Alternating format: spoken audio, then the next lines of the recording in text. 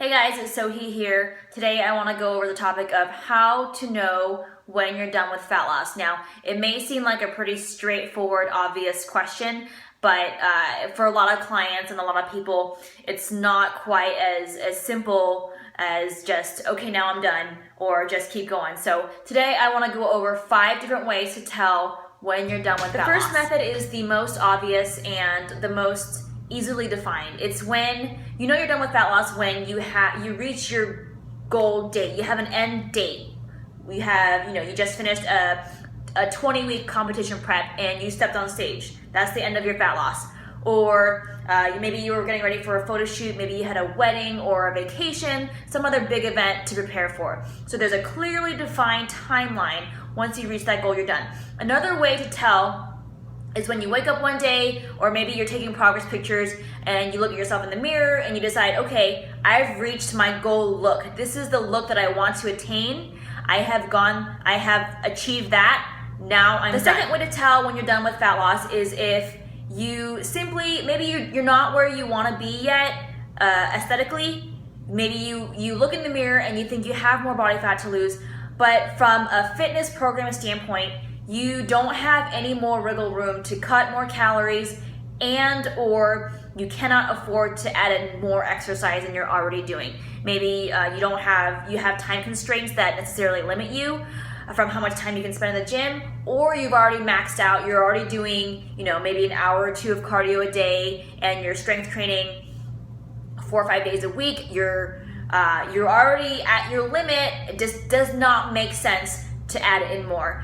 For most people, I would strongly advise staying away from getting to this point, because that's pretty extreme, and as many of us know, the more extreme the method, the higher the likelihood of a rebound afterward, and that's what we want to avoid. So if you can't cut calories more, or if you cannot add in more exercise, you're done with fat loss.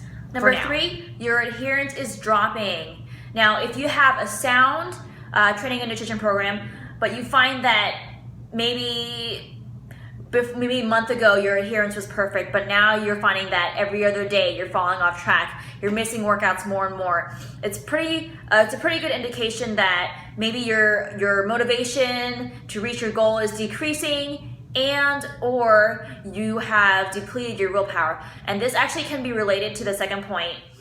This happened to me back in 2008 when I was pursuing fat loss with a coach at the time. I was really small to begin with already. I was 5'2". I started at 104 pounds, and I thought it was a brilliant idea for whatever reason to try to continue to lose more body fat. I didn't have much to lose, but I believe I was weight training 4 days a week, and I was doing a steady state cardio 6 days a week. I was a full-time student. I had a lot on my plate. I was stretched really thin, and after a number of months, I just found that I could not stick to the program for the life of me. And it wasn't that I was not skilled enough or not competent enough. It was that I had depleted my willpower source. Remember that willpower is necessarily limited, and you can deplete your willpower. You have one source of willpower that gets drained from all different aspects of your life. So you have your school stress drains your willpower, relationship stress drains your willpower,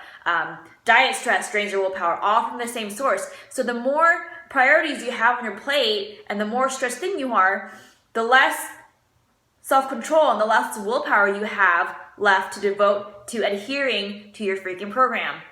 And that's a problem. Number 4, the drop in your quality of life has exceeded the benefits of the results you're working towards, whether or not you're actually there or not. In other words, the costs and the sacrifice required to get to where you want to be has now exceeded the benefits of living this way.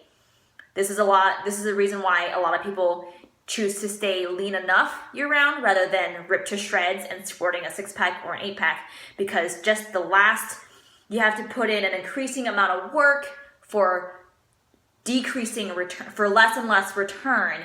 Right now, for example, I am 4.5 pounds above stage weight from when I competed back in October.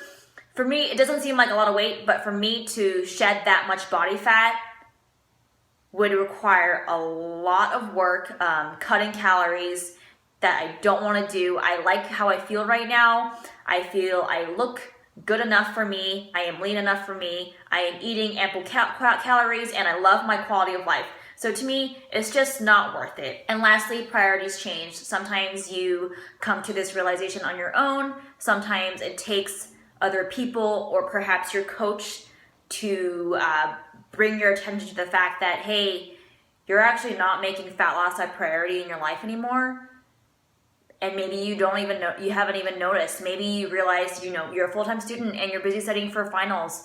So you are not adhering to your nutrition program as diligently as you used to. You are skipping workouts more than before. Maybe you are in a new romantic relationship and that's eating up all of your time and energy, and you're skipping the gym, and you're going out to eat every night and eating pasta and wine and cheesecake, and that's the most exciting thing in your life. That's okay. It's okay if these things happen, but it's important to recognize when it's happening so you can say, okay, trying to pursue fat loss when I'm obviously not making it a priority, or if it's obviously not working out for me right now, if it doesn't make sense for me, if I'm not feeling good on this anymore, if there's no more wiggle room for me in my fitness program to make changes to see continued progress, then I have to hit the brakes. Recognizing when it's time to stop fat loss is a really big deal, and it's not easy for everyone to get to this point. But when you do, these are the 5 signs to look out for. And then I also know that you might be wondering what to do next, what to do when you're done with fat loss. For some of you, it's obvious. Maybe you want to go into a muscle getting phase. Maybe you want to pursue, make some serious strength gains in the gym. Otherwise, there are a lot of other things you can do. You can just go to maintenance mode, focus on your family life for a while, just trying to maintain more or less your measurements, your body weight, and just work on feeling good. But I do have a video that talks about what to do after your fat loss phase is over, and I'll link to that video below. I hope today's few minutes of rambling was helpful to you guys. These are the 5 ways to know when you're done with fat loss.